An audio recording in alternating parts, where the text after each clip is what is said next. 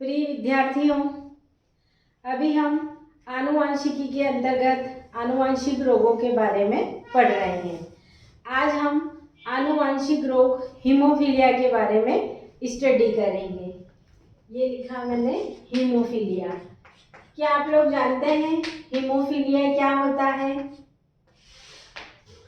Haemophilia एक प्रकार की आनुवंशिक बीमारी है जो लिंग संलग्न जीन्स के द्वारा एक पीढ़ी से दूसरी पीढ़ी में पहुंचती है और यह इसका जो अप्रभावी जीन है H, ये X क्रोमोसोम के द्वारा एक पीढ़ी से दूसरी पीढ़ी में पहुंचता है। अब देखिए ये रोग एक्चुअल में होता क्या है। जनरली आपने देखा होगा हमारे चोट लग जाती है तो लगातार रक्त निकलना शुरू हो जाता है, लेकिन कुछ मिनटों में वो रक्त अपने आप बहना रुक जाता है। यानी नेचुरल रूप से ऐसा कुछ होता है कि कुछ देर रक्त निकलेगा और अपने आप रक्त बहना रुक जाएगा।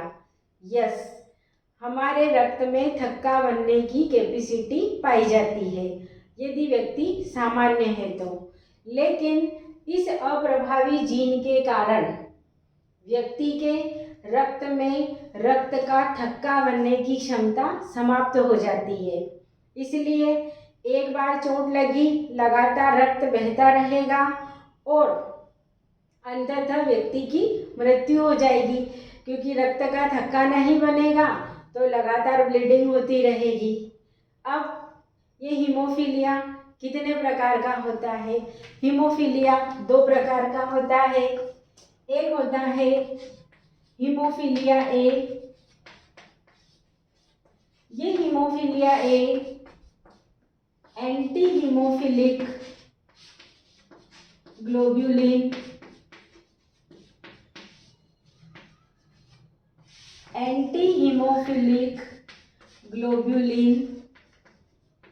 या इसे फैक्टर 8 भी कहा जाता है। इसकी कमी के कारण हीमोफीलिया ए होता है। इसमें भी रक्त का थक्का बनने की कैपेसिटी समाप्त हो जाती है। दूसरा होता है ये नंबर 1, ये नंबर 2 हीमोफीलिया बी। अब इस हीमोफीलिया बी में क्या होता है? इसमें रक्त प्लाज्मा में एक प्रोटीन पाया जाता है थ्रोम्बोप्लास्टिन। इस थ्रोम्बोप्लास्टिन की कमी के कारण व्यक्ति के रक्त में थक्का बनने की कैपेसिटी समाप्त हो जाती है। ये थ्रोम्बोप्लास्टिन, इस थ्रोम्बोप्लास्टिन की कमी से रक्त का थक्का नहीं बन पाता है। अब ये हीमोफीलिया सबसे पहले किन में देखा गया? अब इस हीमोफीलिया को शाही बीमारी या रॉयल डिसीज भी कहा जाता है। अब क्यों कहा जाता है? देखिए, महारानी विक्टोरिया के अंदर इस रोग के जीन देखे गए और देखा गया कि महारानी विक्टोरिया के पूर्वजों में इस प्रकार का हीमोफीलिया उत्पन्न कर सके ऐसा कोई जीन नहीं था। महारानी विक्टोरिया में उत्परिवर्तन हुआ, जीन्स में उत्परिवर्तन हुआ, इस कारण उनके अंदर इस रोग के अप्रभावी जीन सक्रिय हो गए। इसके कारण उनमें अब यह रोग पीढ़ी दर पीढ़ी चल रहा है। महारानी विक्टोरिया की 2 पुत्रियां हीमोफीलिया की वाहक रही और इनका पुत्र हीमोफीलिया का रोगी रहा। अब हम हीमोफीलिया की वंशागति की 4 लक्षणों के आधार पर देखते हैं कि किन मेल का विवाह किन लक्षण वाली फीमेल से होगा तो किस प्रकार की संतति उत्पन्न होगी। आइए देखते हैं 4 वंशागतिकी के लिए कौन से एस्पेक्ट है। नंबर 1, जब सामान्य फीमेल इसका क्रॉस कराएंगे हम हीमोफिलिक मेल, ये लिखा मैंने हीमोफिलिक मेल। अब इसके लिए लिखा जाएगा XX, जानते ही आप, और इसके लिए XHY, इनके बीच में क्रॉस करना है। दूसरा रहेगा हमारा हीमोफीलिया की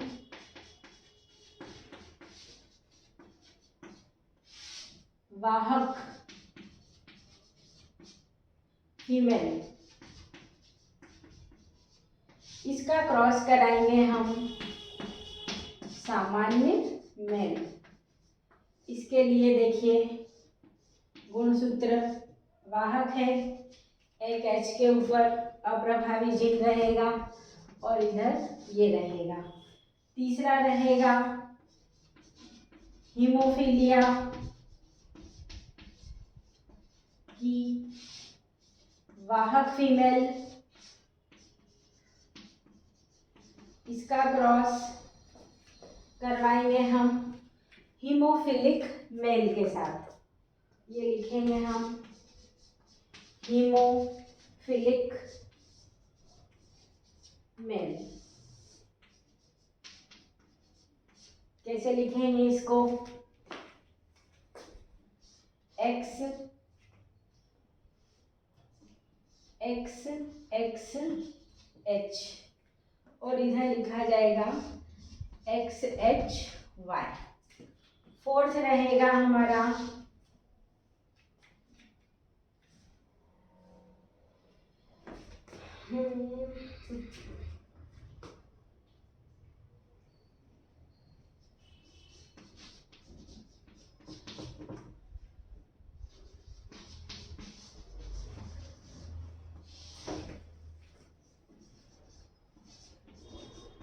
हीमोफिलिक फीमेल, और इस हीमोफिलिक फीमेल का क्रॉस जब होगा सामान्य मेल के साथ तो उत्पन्न संतति कैसे होगी? देखिए XH और इसके लिए लिखा जाएगा XY। अब आप लोग ये चारों नोट कर लीजिए क्योंकि आरेख बनाने में इन्हीं की आपको हेल्प लगेगी। ये पहला है सामान्य फीमेल का क्रॉस हीमोफिलिक मेल के साथ, हीमोफीलिया की वाहक फीमेल का क्रॉस सामान्य मेल के साथ, अगला है हीमोफीलिया वाहक फीमेल का क्रॉस हीमोफिलिक मेल के साथ, और हीमोफिलिक फीमेल का क्रॉस सामान्य मेल के साथ।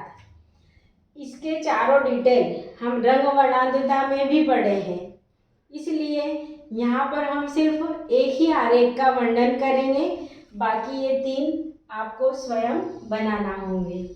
देखिए एक आरेख मैं आपको बना के बताती हूँ।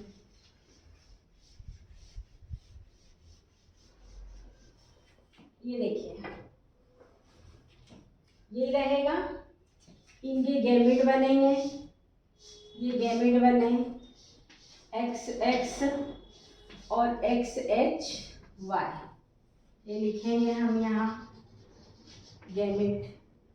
क्रॉस होगा फर्स्ट वाले का क्रॉस फर्स्ट वाले से, इसका क्रॉस इससे XXH, इससे दो निकालेंगे हम।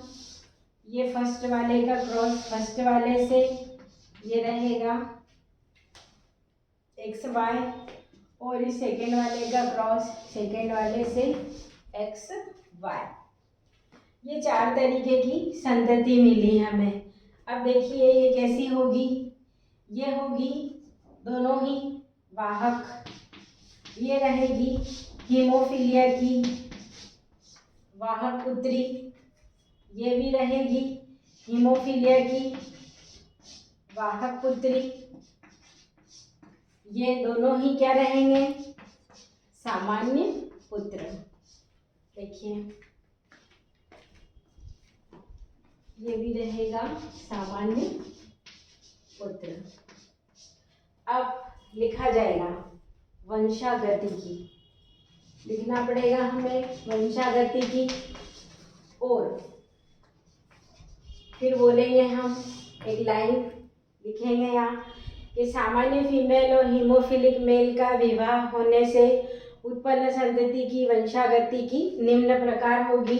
लिखेंगे हम वाहक पुत्री इति लिखेंगे 50% और ये दोनों भी है, ये भी हो जाएगा सामान्य पुत्र और ये भी कितने हो जाएंगे 50%। इस तरीके से हमें हीमोफीलिया की वंशागति की के सभी आरेख बनाना है। शॉर्ट में हीमोफीलिया शाही बीमारी है, ब्लीडर्स रोग कहते हैं।